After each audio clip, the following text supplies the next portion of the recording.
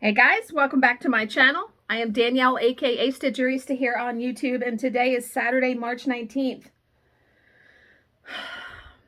I'm trying not to rush through this video, but I am running out of time here. It is about 11:35 a.m.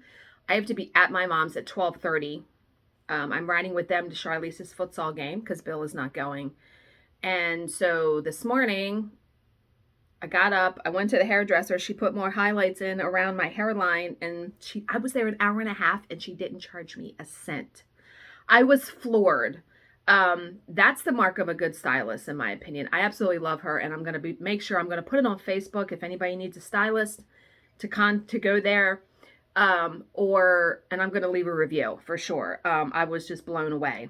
So she thinks now, when she looked at it, that the reason why it was just so fiery red around my hairline when I got it done is because I have, that's where my gray comes in. And gray hair, I think, is more porous. But anyway, so that was this morning. Got up this morning, had to be there at 9:30 and got home at like 11, and then having coffee, ate something really quick. So Bill was gone. He didn't get home until midnight last night. I did work on my stitching piece. I watched 4.5 episodes of Squid Game. Holy moly moly. You can't look away. You can't look away.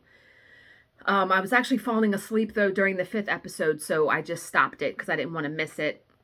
And then he came home, and yeah. Wordle. Oh, Bill didn't get it today. He was like, God damn it. I got it in 3. I'm telling you, it's a crapshoot. It is just seriously a crapshoot on what word you pick at the top. So he was really upset, though, that he broke a streak. Yeah. But he had good choices. He had good words that he did. He showed me. So, but okay. So last night I worked, remember, I am working on Heart and Hands, Imprints, Berries and Blooms using DMC color variations. And I did get more done. It looks good, right? So I like how the negative space makes the word berry. So I got that finished and then got one of the berries done. Yeah, I think it's going to look really cute. And especially with doing the bloom one there. So yeah, remember this is on the DMC printed Aida, 14 count in sand. Absolutely love the Aida. Like I said, I ordered some more, so I have some on hand. And I just really hope that they come out with more colors because they only have 3 right now. So yeah, worked on that. And yesterday, I did get my Fiberlicious Fabric of the Month in the mail. Chai Love You. It's this beautiful cocoa neutral. It's gorgeous. So I get 18 count Aida. Gorgeous. Love it. So got that. So remember I was telling you the journal that Marianne made me. I cut off I left this piece because it's a needle minder. And I like that there. But I wanted to put eyelets and the ribbon like in my other journal. And I had bought this eyelet kit off of eBay where it has a whole bunch of different colors and the tool and everything. Now, Bill gave me this case to put them in. I transferred it all over because the case that Amazon put it in was a piece of crap. So, Bill helped me yesterday and I ordered ribbon. I actually ordered like vintage ribbon that looks like it's torn up. That's coming. But we went ahead and I did use teal. So I put it on that side and then put it on this side. It worked perfect. I can't wait to get the ribbon and have that be the closure. And Marianne even said, because we talk through Facebook Messenger quite a bit, she even said that she's going to start using ribbon. Because, I mean, you can, especially if you make the ribbon long enough, even if this book gets really fat, which it will. But you know what's funny? I noticed when I was looking through here, I was looking through this yesterday because I was like, ooh, I can't wait to like do this next year because it's going to be very simple layouts because the book isn't that big. But I neglected to realize that on many of these pages, She did an extra little card that pulls out, and I was like, oh my God. When I went through and looked at all of these where I could use this as the journaling card or even put, I was blown away. I mean, you can see all the tabs, how many she did of those. An exquisite piece of artwork for sure. So, enjoyed that. Looking at that, I'm so glad that I can't wait to get the ribbon. When I get the ribbon and I put it in, I will be sure to show you guys. But having much fun with it. Okay, so talking points very quickly. Wait a minute, let me go to the talking points section. This person, Fran, posted in one of the Mirabilia groups, she decided to stop at Goodwill after running errands, and she didn't expect to find anything because they don't really get much craft stuff in. But imagine her surprise when she found this and several other Mirabilias in a basket. Look what she found. Lady of the fucking Flag for $3.99. Do you realize what this has gone for on eBay? Crazy pants, bananas, like prices. That's awesome, though. Always like to see that. You know, hopefully she doesn't resell them, right? Have you guys found anything? See, the talking points for me is to invite you guys to comment and answer the question. Have you ever found an amazing craft find at a Goodwill? If you have, leave it down below. Let me know. I have never found anything like really magnificent. Not yet. Okay. And then this person posted, they were going to use, this is Sarah, she was going to use black seed beads for Winnie the Pooh's eyes and the grass bits marked, but my question is, what color thread should I use to stitch the beads? I know some people use fishing line or invisible thread, but I don't have any of those. So I'm going to show you the picture. So it must be like the tops of the flowers. See where she has circled? What I have started to do, I used to use that Nymo thread, the clear thread, but what I've started to use when I do beads is I match the thread to the color of the bead. So that's what I would do. And I don't know, let me see if people commented. There were like 18 comments. Someone said I use thread the color of the bead. Yeah, I matched the bead. That is the, oh, and she posted pictures. She did it. Oh, it looks really good. Yeah, look. It looks good. Yeah, I like using seed beads for eyes and for anywhere where there would be a French knot, because we know I hate those. All right. OMG moments. I have some good ones today. Just hold one second. All right, the first one is a Long Dog Samplers piece called Before I Sleep. And, well, that's the link to it. But you know what? Someone stitched this, and I'm going to show you the link to the pattern because, OMG, it's all in white. Can you even imagine stitching that much white? I have been blown away by people who stitch with white and it looks really amazing, because I feel like the light colors of DMC, it's hard to get it to look really, really good. But what I'm finding is that dampening your thread makes a world of difference. I mean, you saw my piece. I feel like my stitches are very nice and neat using 2 strands. I railroad the top leg, like I said, and run the thread through the thread dampener. Okay. Here is a paint by numbers. I had showed the progress of this a couple days ago.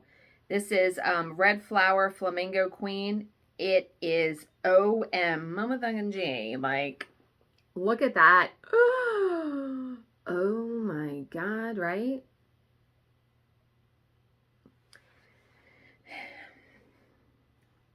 Yeah, so last night, I forgot to tell you guys, trying to get through this.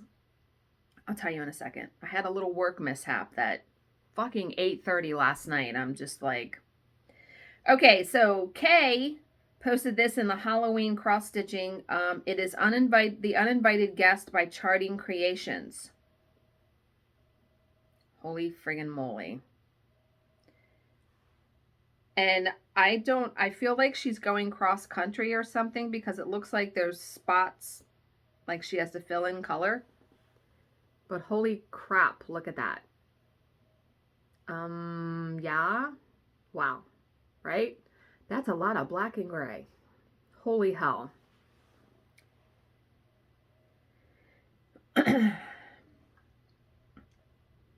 And the last one is probably my favorite of the OMG moments of today. This is posted by Jennifer in the Mirabilia group.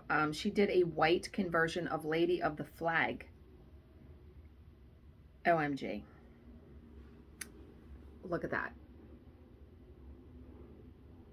Now, personally, and this is not a criticism against this person, personally, I probably would have done it on a little bit darker fabric to make those light colors pop more, but it is a stunning conversion for sure. Okay, so last night, you know, when I stitch in my office. I don't stitch anywhere else anymore. So I'm stitching, and where I sit here, my desk is straight in front of me, so I can see my computer screen, and my computer screen is pretty big. So I'm able to see my email, and plus I got my watch on, so email comes through there. To preface this, a job was due yesterday to a court reporting company that we work for. I always turn the job into my boss the day before. So she actually had it on Thursday, okay? When the reporting company sends over a job, meaning when they send over like the job sheet with the details, there usually are documents attached to it that gives us the caption of the case, like Danielle Jones plaintiff versus Bill Jones defendant, and the case number in the court and all that, because I got to put that on the title page, okay?